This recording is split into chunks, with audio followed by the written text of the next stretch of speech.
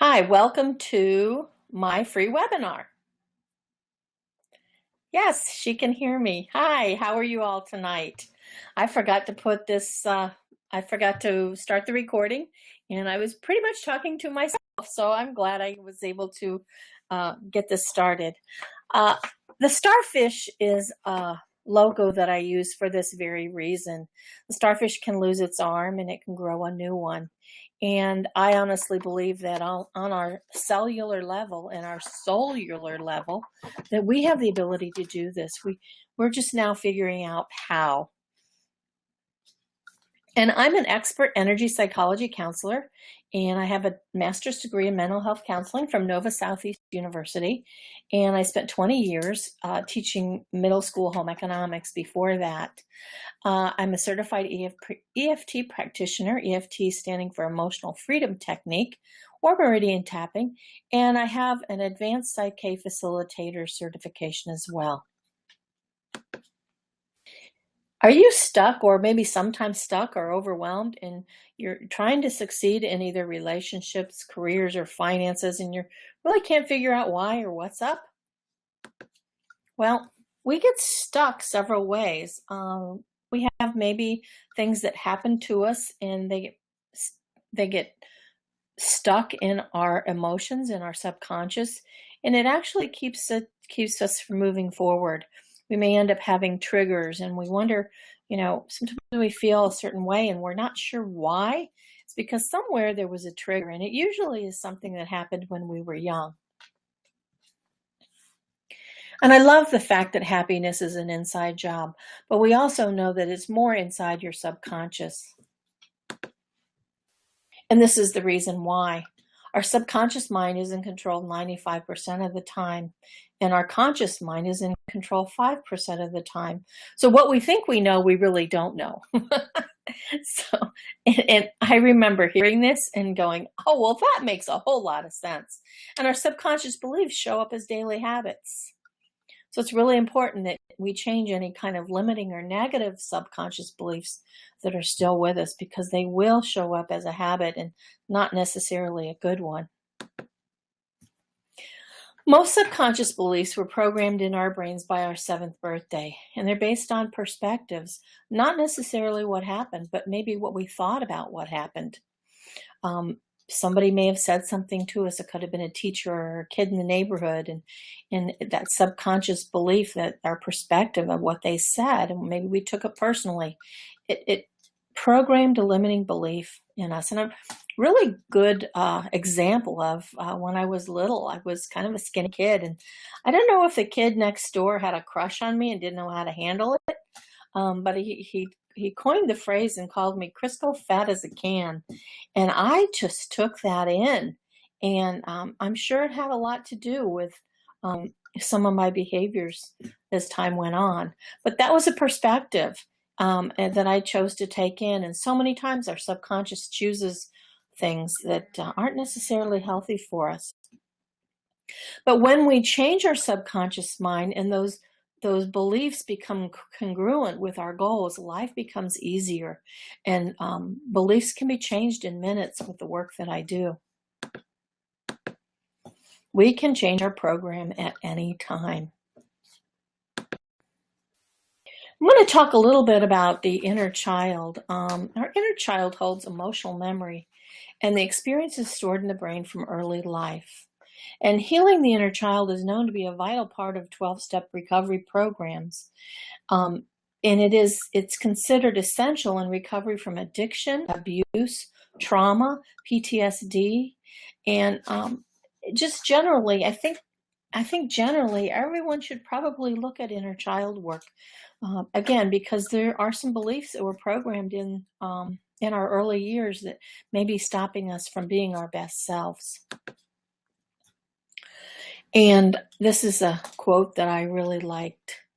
Laughter is extremely important, and it is one of the highest vibrations of love. And when we talk about the law of attraction, our feelings are what attract the things in our life, and laughter is a huge attraction. And again, this is just a wonderful quote that I found. So I'm talking a little bit about EFT. An emotional freedom technique offers a tool in which to heal the inner child.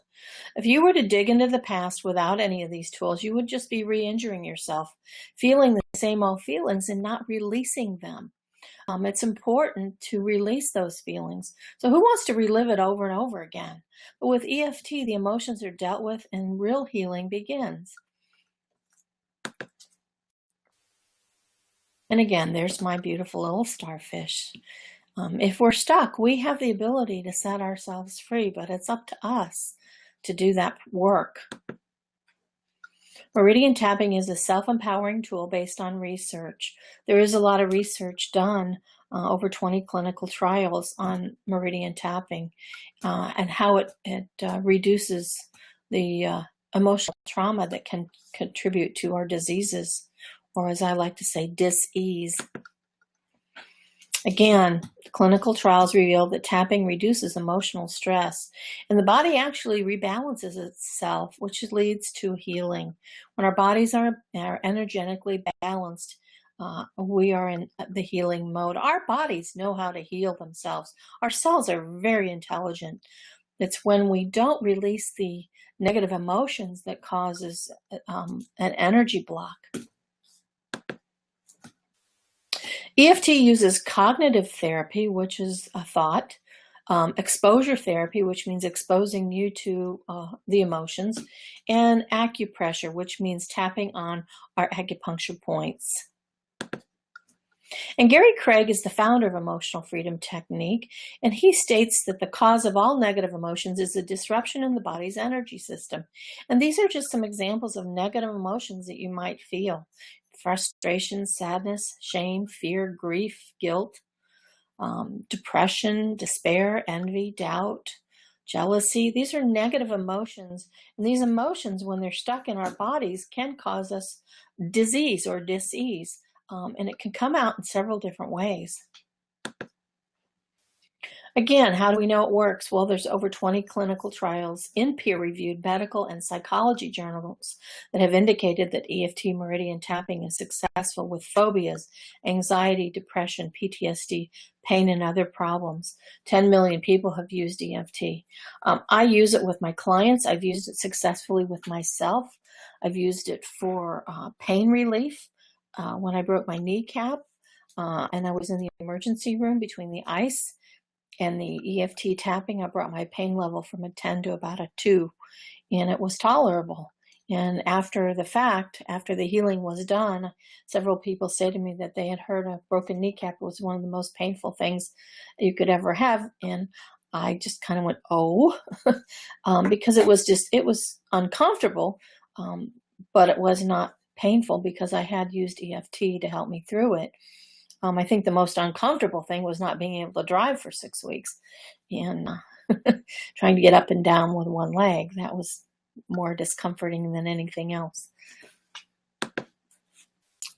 According to Rex Steven Sykes, master trainer of NLP, expert in brain-based learning, people who say affirmations are wasting their time.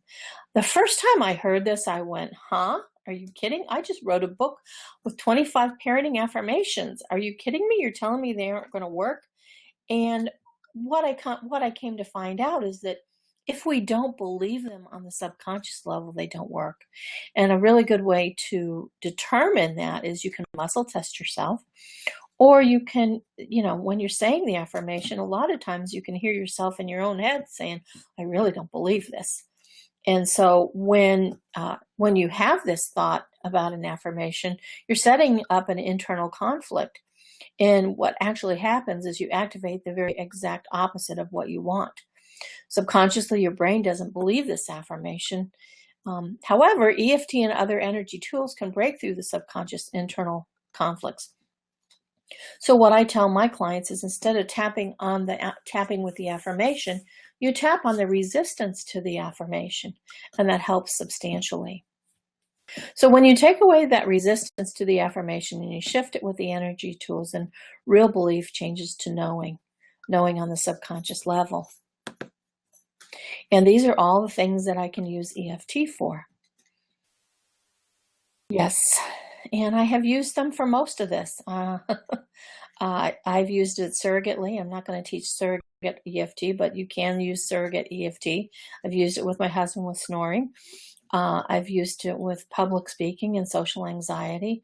I was sitting in the dentist chair the other day, and I'm not afraid of pain. I had 3 kids with natural childbirth, but I have this phobia about not being able to breathe, and it came from again, something that happened during childhood.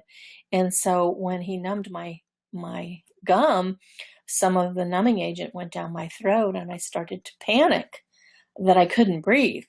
And I sat there and I started tapping, and I really didn't care how I looked because I wanted to get rid of that fear. And then about a minute later, I was able to relax and know that I could breathe and I was okay. The tapping really comes in handy because really all you need is your hands. And it's easy to learn, and you can use it anywhere, anytime. I'm not going to show you how to tap right now.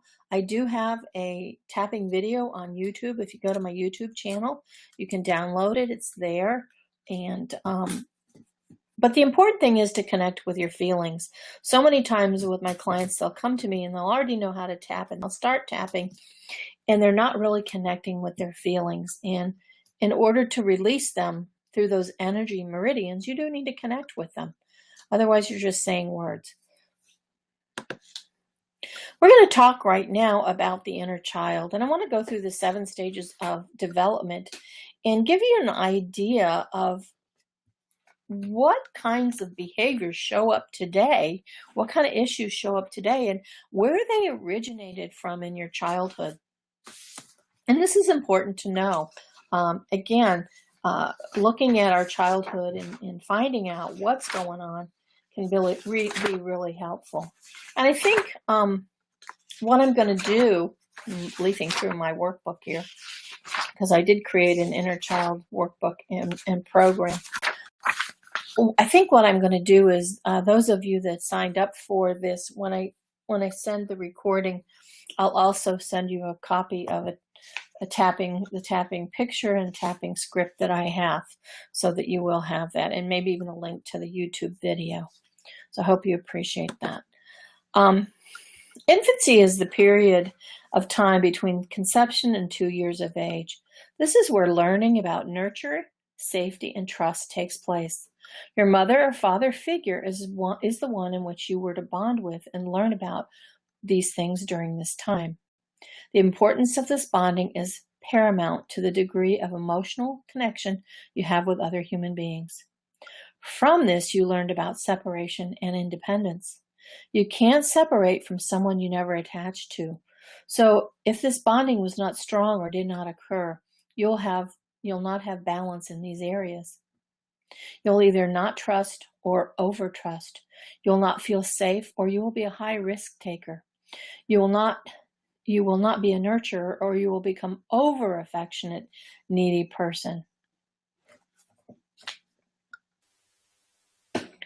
And these are the possible issues that can come up from infancy during this stage. Fear of intimacy, fear of abandonment, being needy, fear of physical affection, continuous oral indulgence. So if you have an eating, smoking, or drinking problem, this is probably where it occurred. Fear of needs not being met, and the inability to trust. Now, you may have one of these, or none of these, or a few of these. It just depends. I know when I was an infant, there were some issues that happened during my infancy, and there were some things that I needed to work through. One of mine was being needy, and that was huge for me. I was 5 pounds at birth, and was told that I was too tiny and they didn't want to hold me, so they carried me around on a pillow. So that bonding was really probably not that strong at that point. But these were things that I worked through, and after working through them, I developed this workshop and another one in addition to this. So now we're going to move on to the toddler. And I have more notes in my... And the toddler years are between the ages of 2 and 3 years old. And during this stage, we begin using the verbal skills to protest and refuse our caretaker. Because we learn to walk during this stage, we develop the capacity to walk away from them as well. This is when the shift from reliance to self-sufficiency begins. This practice continues throughout our lives. But learning how to create and retain personal boundaries early is essential to successfully creating a sense of self. Boundaries are limits that we create to identify for ourselves in what are reasonable, safe, and permissible ways for others to behave around us. Boundaries identify us as individuals, outlining our likes and dislikes and setting the perimeters of every relationship. Creating and sustaining your boundaries might make you feel like you have a right to be here and to expect privacy and consideration. If, as a child, your boundaries were constantly violated, then you will either have weak boundaries or you will have strict boundaries. It may also be challenging for you to honor others' boundaries. Enmeshment is when there is no clearly defined boundaries between you and others. You don't know where you end and others begin, and you have difficulty separating your feelings and others' feelings. Without boundaries, it's difficult to separate what's right and wrong, as well as good from bad. To become independent, a child needs to feel safe enough to be both dependent and separate. Most parents, even in the families that aren't dysfunctional, have a difficult time letting go of control with their kids. Smothering is just as problematic as the no rules, no boundaries type of parenting. Balancing both dependence and autonomy is the ideal, but also very difficult to balance, even for the best of parents. The first step in healing the stage is to identify the discomfort you carried into your adult life from this stage of development. So these are some possible issues from toddlerhood. Fear of rejection causes you the inability to say no to friends. Fearing you might get fired causes your inability to set limits with your employer. Fear of shame and rejection is so strong you have difficulty stating how you feel. And when someone tries to get too close, you feel smothered. Feeling inadequate if a friend is upset and you cannot make them feel better. These are possible issues that come up during this stage. Now we're going to look at the preschooler. The preschooler inner child developmental stage is between the ages of 3 and 6. During this time is when you developed how you feel about yourself and your body. You also developed how you handle and value the positive and negative qualities in yourself and others. These are all related to how you experienced these during this time. This period of time is when you learned about good behavior and bad behavior and the consequences for each one. You were either rewarded for good behavior or punished for bad behavior. During this time, if you were told you were good mostly and occasionally did bad things, your self-worth was generally good. This is why, excuse me. This is why it's important for parents to recognize that the child's behavior was inappropriate and not the child. This is about guilt versus shame. Guilt is about what we've done, and it's easy to remedy. Shame is about who we are and shows up in all that we do. If you were constantly told how bad you were, your self-esteem grew to be pretty worthless. You might have grown up fearful about making mistakes, as each mistake confirmed the low self-esteem you already felt. You probably either became a perfectionist, did not even try at all, or you vacillated between the two. This shameful self-worth does not believe that they are worthy of love. Then fear sets into the shame, fearing that you will be abandoned because you are unlovable. This relates to relationships with others. How you reacted and responded to your parents is how you relate to others. During this time, you learned what you need to do to get your needs met. Many of your negative messages you give yourself as an adult were created during this time, as well as feelings of shame, perfectionism, critical feelings of yourself and others, and black and white thinking. Let's look at what you've carried from this stage with you that doesn't work for you anymore. The possible issues from this preschool or child development stage includes being highly critical of yourself, full of shame, being a perfectionist, having no tolerance for another's behavior, black and white or all or nothing thinking, which is very limiting, feeling awkward about your body, and using sex as the only way to feel close. Let's go on to look at the grade school child. Okay.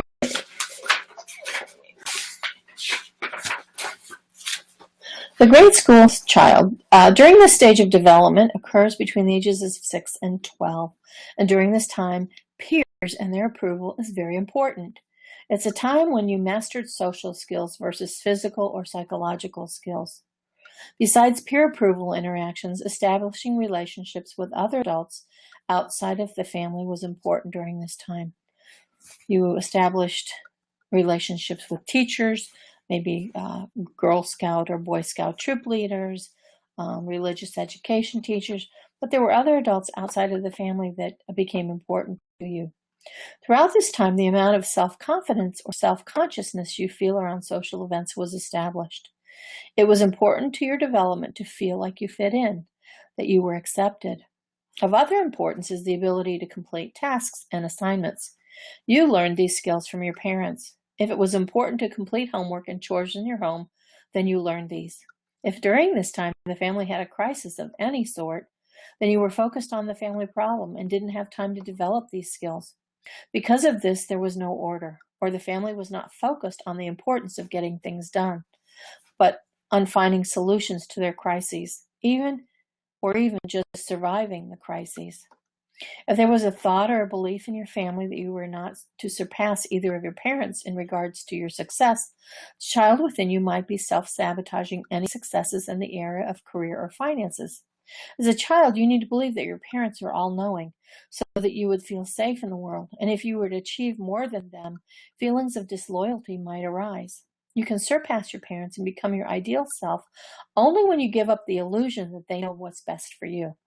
Most parents want their kids to surpass them and become successful, but their need to be needed is strong and often interferes with your own successes. You can change this self-sabotaging behavior by allowing the adult within you to take over the parenting job of your parents.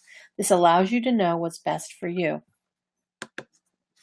And the possible issues from this grade school child developmental stage include feeling insecure at social events, not finishing things you start, inability to achieve your professional goals, staying in debt, never achieving economic stability, and the fear of speaking in public.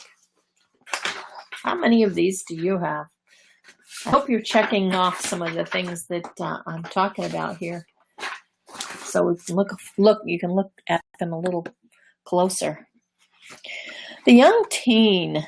This developmental stage occurs between the ages 12 and 15, and during this time of life, you became comfortable with the clumsiness of your developing self. Your physical growth and development has superseded your mental and emotional growth and development. For most teens, this is a time of acne, baby fat, voices that crack, and growth that takes on a life of its own. You may have grown 6 inches taller over the summer and were clumsy because you had not gotten used to your new self. You've either learned to adapt to your peer influence or have become even more insecure. Discomfort with sexual attraction you felt for others, your struggle with social awkwardness, and isolation became key issues during this time. It's a time when we are most self-conscious physically, yet are willing to take emotional risks, especially to fit in with our peers. To deal with this awkwardness, you either acted disinterested or giggled a lot. You may have become more isolated during this age if you were unsure of your sexuality. Many teens started using drugs during this age to help them deal with their insecurities, painful experiences, or just to fit in with their peers. Using drugs or alcohol during this time didn't help you to move through this stage. It enabled you to stay stuck. There's also a time where incest or sexual abuse may have occurred.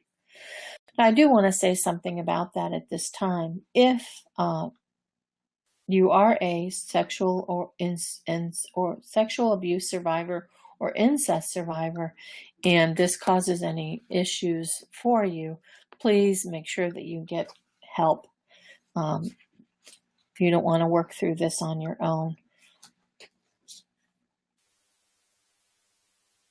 Possible issues that result from this developmental stage might include being sexually repressed or shy, feeling socially awkward, extremely needy for approval from others, the use of destructive behavior or substances to deal with the anxieties of life, feeling extremely uncomfortable about your physical appearance.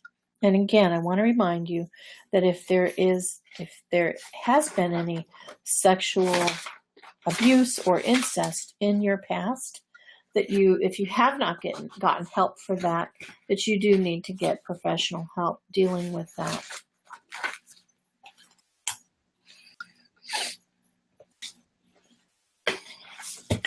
The adolescent stage of development occurs between the ages of 15 and 17. Issues developed during this time in your life have to do with the extent of rebellion you feel inside yourself or others, how safe you feel with who you are, and how content you feel in an intimate relationship. Peer acceptance became more important than parental acceptance, and we became more separate from our parents, yet still dependent on their safety. This stage is comparable to our toddler stage in that, again, we learn to say no. When our adult self has trouble saying no, then this adolescent rebels with quick judgments, power struggles, and argumentative or passive-aggressive behavior.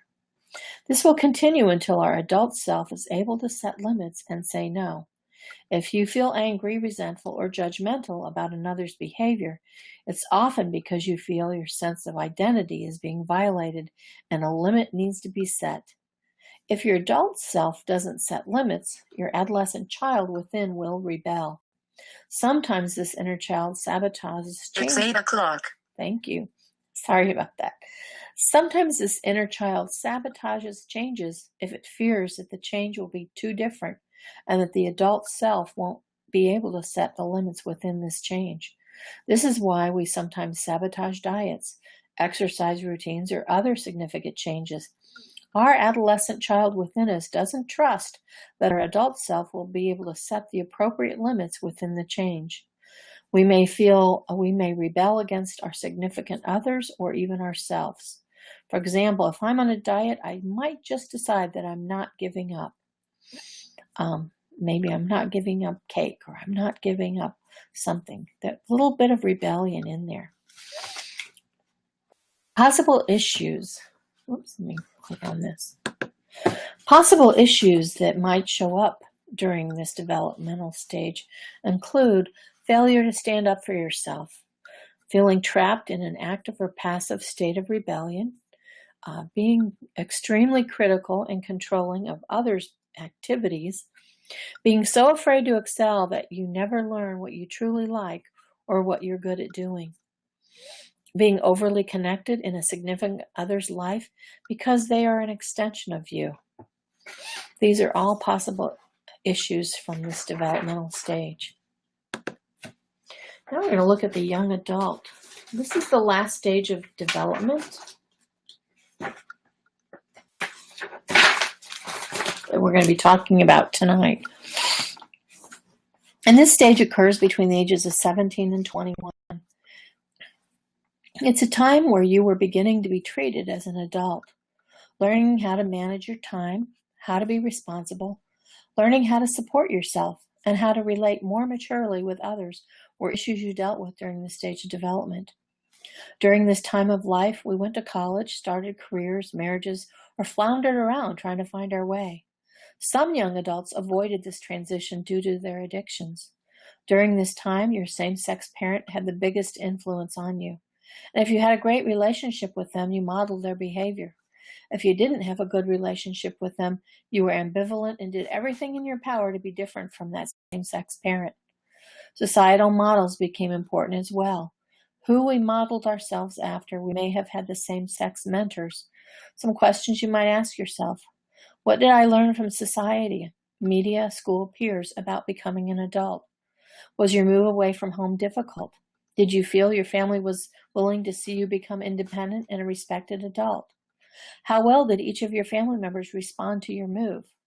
When someone moves out of a family, the family changes, and your parents may have unconsciously sabotaged the child's effort to move out. All family members go through a transition when someone moves out.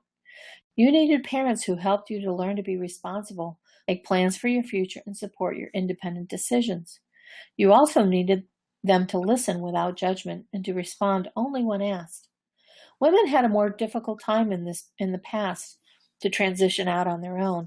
As society has changed drastically, most young women went from depending on parents to depending on a husband. It was more fearful for women to move out. Society had more risk. Society had been more risky for women. Statistics of domestic violence, sexual abuse, and rape were higher for women. In the past, women were taught to be more emotionally independent and physically dependent. To what extent were you taught is relative to your dependency issues regarding financial security as well as emotional security. These are some possible issues that result from this developmental stage. The failure to keep a job, disappointment with career, inability to pay bills, awful credit reports, restrictive interactions with the opposite sex, and constant conflicts about household chores with others.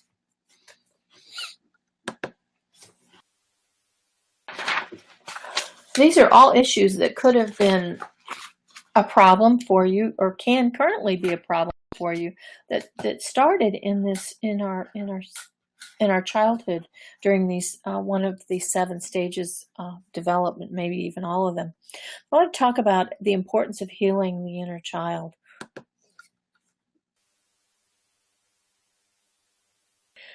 The reason I teach this inner child workshop is because efforts and courage are not enough without purpose and direction. I actually guide you through this process so that the healing does begin and does happen. I have a workshop. It's an 8-week online intensive webinar workshop where we will actually go through.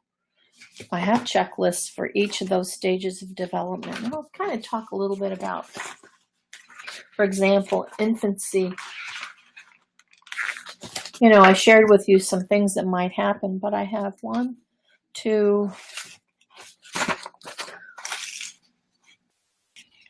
I have some checklists for each stage of development, and the checklists go from anywhere from 8 to 30 items in each section or each stage of development of things that are happening right now.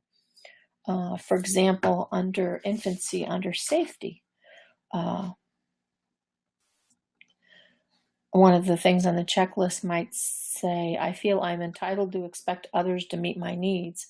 That's under safety. And if you check that as being often, then we would work on that. We would do some tapping around it. We would actually work on these issues. So it is an intensive working workshop. We will be using meridian tapping, exploring the developmental stages and tasks that we talked about earlier. And we're going to actually do tapping there in the class, changing limiting beliefs of your inner child, creating beliefs that bring you to your best life, and getting rid of emotional triggers and blocks that you might be experiencing. And this is what you get, an 8-week online webinar workshop. And each class is about an hour and a half to 2 hours and focuses on one of the 7 stages of development. You'll get I think my 27 or 30 page workbook with printed checklists and additional information for your personal use.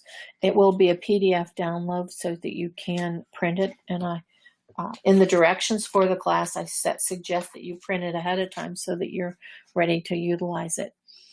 You will get a 10% discount on private sessions with me and a recording of all of the webinars to review. And if you sign up today, if you go to my website and you sign up today, you'll get a one personal mini session, 20 minutes with me, where we will actually work on some of the stuff. We'll do some Psych-K, some advanced Psych-K on some of the stuff that has come up during the 8-week webinar. And the first 5 persons to register for this will receive a private group session online, which means I will open up to 5 people, and we will have everybody asking questions, and it'll be about an hour long. It'll be a private group session for 5 people. So that's the bonus to the first 5 people to sign up. It's valued probably more than $400, but it's scheduled to start June 15th for $197 and ends August 3rd, 2015. It'll be every Monday evening from 7:30 to 9:30. And I did this workshop twice live. I did it once. The first time I did it live, we did it for 6 weeks, and there wasn't enough time. Then I offered it up here as a one day event, and there really wasn't enough time to do it all in one day. So 8 weeks is a significant amount of time to honor yourself and do the work. And I have to tell you, I've done this work myself, and it profoundly changed my life. So where do you sign up? Whoop, close. Okay. Whoop. So you're going to go to my website, BetsyRossum.com, and it's under products, and you'll see release. You'll see the reprogramming the inner child's perspective, renewing our lives. You'll see this little icon, and you can click on it and sign up there.